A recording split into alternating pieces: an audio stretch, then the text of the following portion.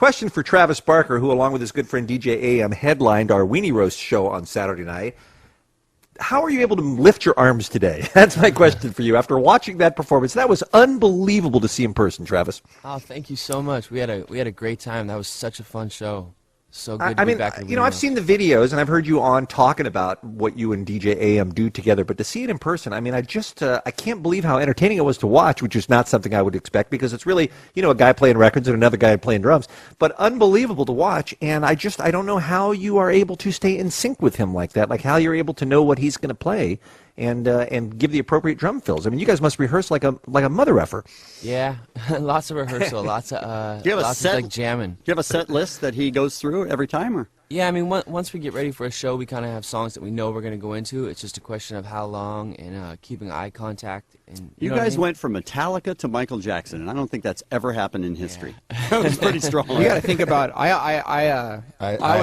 I've went from Metallica to Michael Jackson. No, it was really. I saw you guys for the first time, and I freaked out too. I thought it was really cool and totally different than what I was expecting as well. Yeah, and absolutely. I told Travis right afterwards, and I think for them to up the ante, we had some conversations about me doing dancing that basically goes along with the whole set, because they just need that extra little thing. So I'm going to be doing a lot of interpretive stuff, but right on cue. That's great. I like it. What would be even better is if we convinced you that it was all going to be CGI and you had to wear one of those like bodysuits with the ping pong balls on them. I'm already wearing it. Blink-182 is in our studio. Of course, they've got a big tour all the way across America starting off very soon. Tickets go on sale May 30th for all dates through livenation.com. When you started getting together last week for the rehearsals, was it tough to remember some of the songs, or do they all pretty much come back to you because you've played them so often? Well, Mark had a lot of issues with one song in particular where I won the bet over the chorus, but we're not going to get into that. I was convinced that there was lead vocals in the first chorus of "I Miss You," and I was horribly, horribly wrong. Really? That's funny. I'd like to go on, national radio and admit it to everybody. Right. I'm sorry. Do you have to relearn your parts? Does that ever happen where you're like, hey, I don't remember the guitar solo in this one. What's that sound like? Tom. You guys, it's so great. It's like I was born with the rock inside me. So even if I don't play the right parts, you're born with a rock inside. That's weird. I was born rock hard inside me. No, how much do you change it up? Is that what you're saying? Is you just no matter what you play it, kind of you make what's interesting? Make it fit? I don't. It's like it's fast and loud and I don't know. We just kind of it's not like the most complicated stuff, but I think the way we play it, whether we're playing the right notes or not, comes off fine. Some songs have really snapped into place immediately. Like there's some songs that we go and play it without even practicing it or referencing it at all, and we go through it perfectly the first time through. And then there's other times when there's some changes that we've forgotten or things that we used to do live that we're trying to redo live that we are different from the album, and so we go back and address those. So that's an actual answer to an actual question. Wow, how about that? That was awesome. I don't know how to handle that. That's right. We're going to go to some calls here at 1-800-520-1067. You guys need a name for your tour. Now, what are some of the ones you've had in the past? Poo Poo Pee Tour. There's that one. Poo Poo Pee That's the famous one. The Rock Around Uranus Tour. Race Around Uranus. Race Around Uranus, yes. Yeah. We had Mark, Tom, and Travis show. We had the one with the flaming F-word sign. I don't know what that one was called. But we had the F-word on fire, thinking it was awesome, and then we also wanted our name Blink on stage. When we got there, it said F Blink. We didn't realize that.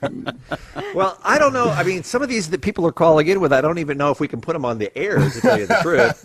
Well, some of them we can. Is one of them called "Go Back to Hating Each Other" tour? It isn't, but that's a good one. Let's go to Wendell. Hey, Wendell. How's it going? Good. Fillet your goat again tour. What? Fillet your goat again. That was great. Thanks for calling. That's not what it said on there, so I didn't know that's what it is. Let's try Jake on line 5. This sounds like we should really go with that, though. You should go with that. We should really go with that. That is a good one, right? Well, wait to hear what Jake has got. This has a very Blink feel to it. Hi, Jake. You're on with the boys. Go ahead. How's it going, guys? Good. One-way ticket to Boneville tour. I like that. One-way ticket to Boneville. I actually think that's actually really good. All right. I knew that one would appeal to Tom. I want to go there. I want to go. All right. Thank you for the call. Let's try Kenny on line 8, please. Kenny, thanks for calling the Kevin and Bean Show. You're on with Blink-182. What should they call their tour? Well, Well, I think that they should call their tour the Mr. McSteezy Tour.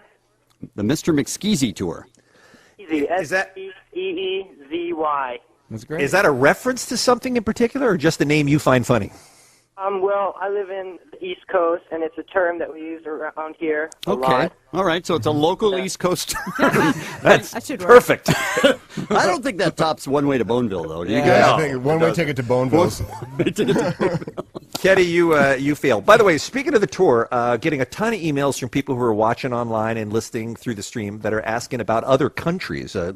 Ali just wrote in from the UK. Heard from other people throughout Europe. What's the plan? What's the plan for worldwide domination for Blink-182 in 2009? Well, we just booked this tour that goes to the U.S. and Canada, and then when we get back from this, we will address the rest of the world. We really want to play for everybody and get everywhere and do the thing. How's that? Well, I don't know. We want to do the. We're dying to do the thing. We like doing stuff, and we like to do stuff everywhere in the world. So, Well, there's the name of your tour right there, the We Doing just Stuff need- Tour. There's just a lacking. It's just lacking like some conveniences in other parts of the world. It's a political issue more than it is just a traveling issue. As soon as they open a few more 5-star resorts and the people start brushing their teeth over there, I think we'll have Well, you're making friends all over the world this morning. know what I'm talking about. Of course. I want you to call out a country in particular. Who are you talking about? Who specifically? What country? I'm absolutely only referring to the Taliban right now. Okay. Okay. No, All right.